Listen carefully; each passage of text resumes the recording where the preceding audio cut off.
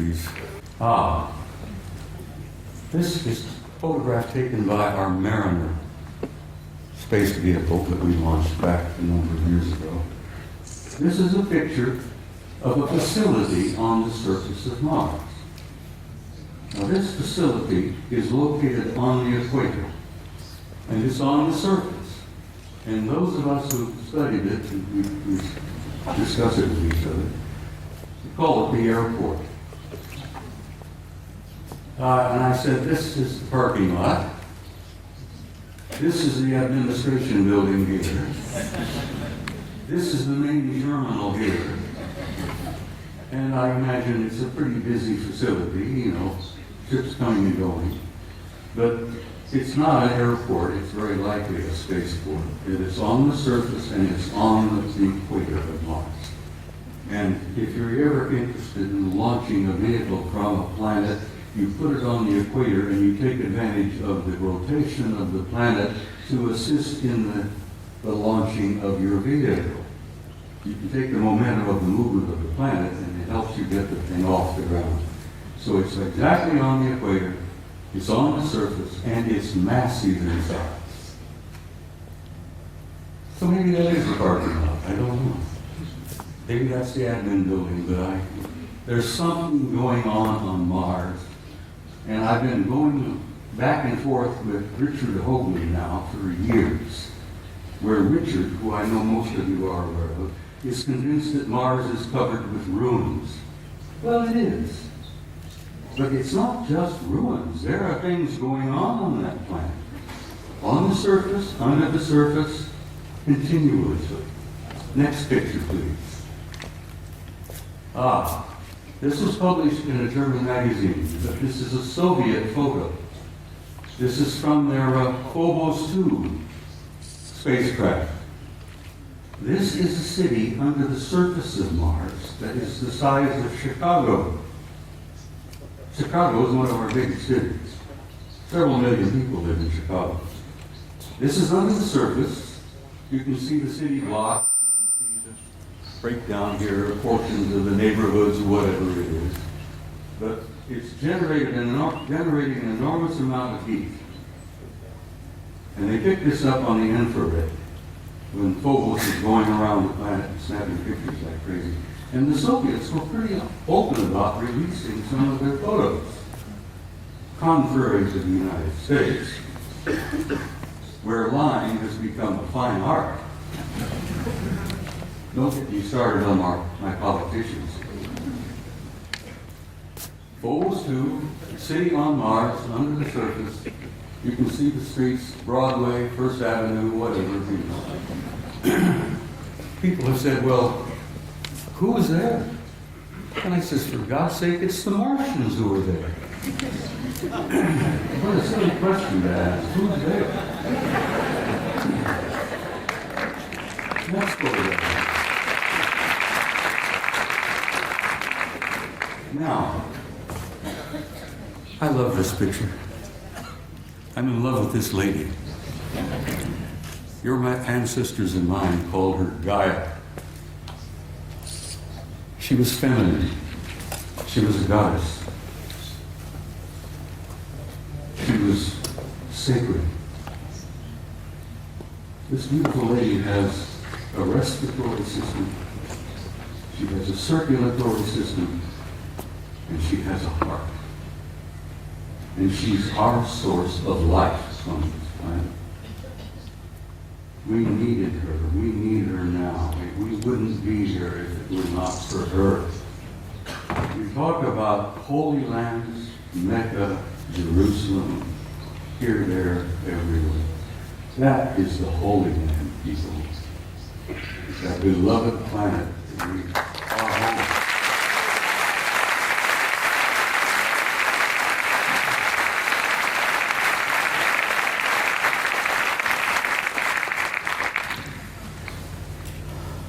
Next picture, please.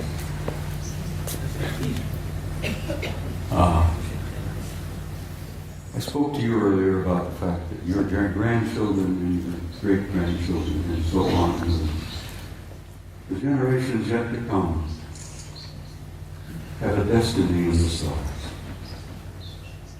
And in time, they will go out there and claim their rightful place in that infinite community of life. And you can believe that, and you can accept that with an assurance and a truth that goes beyond doubt. The destiny of this species and this race, this troublesome clan of monkeys, is in the stars. And there is your destiny. And I want you to understand that and have some hope. And don't get depressed. Because you're going to be undergoing some very difficult times in the few years yet ahead. We're going through this transition, this transformation, this transcendent transformation into another species, into another race. And if you remember your own adolescence, it was a painful time. The species, the race, is going through adolescence. But we're not alone. We're being helped. We have family out there that's helping us. And they've been helping us for a long time. They've been trying to encourage us and nourish us and try to point the right direction for us to go. Because we are troublesome adolescent children. And we are going through that transformation.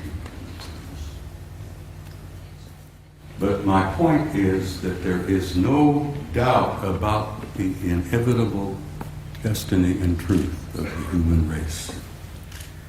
Now I want to quote something from you, if you'll bear with me here. One of my favorite authors, poets, was a man I've admired for years. Count Leo Tolstoy. Tolstoy said that there is something in the human spirit that will survive and will prevail. That will survive and prevail, and that there is a tiny and brilliant light burning brightly in the heart of man that will not go out no matter how dark the world becomes. And then in the years ahead, when things are difficult, the economic problems take place, there will still be disruptions, fear. Oh, sadly enough, I'm afraid there will still be blood in the streets, here, there, and everywhere. This coming out of adolescence is not an easy process. But then, what do you do when you reach beyond adolescence? You reach adulthood. You grow up. And we're growing up.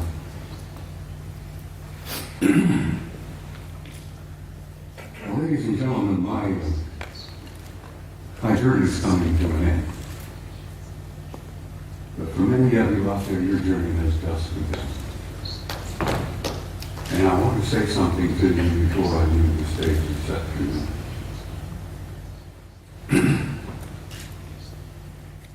No matter how dark the world becomes, be sure, as Tolstoy said, there is a spark, there is a flame burning in your heart that will never go out, no matter how dark the world becomes.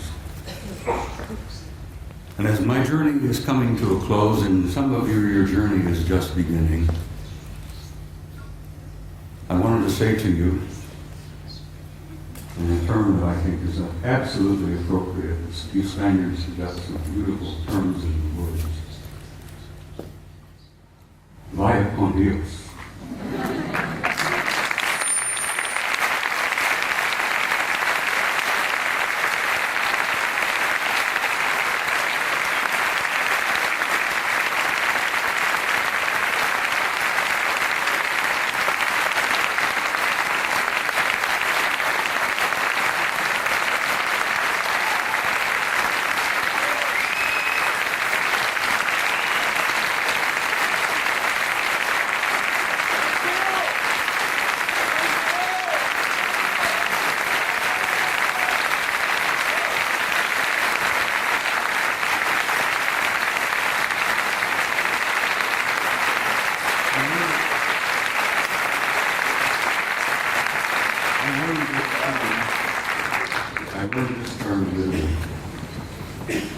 I've never been to Spain before. Italy is one of my places that one of my favorite places. I love it.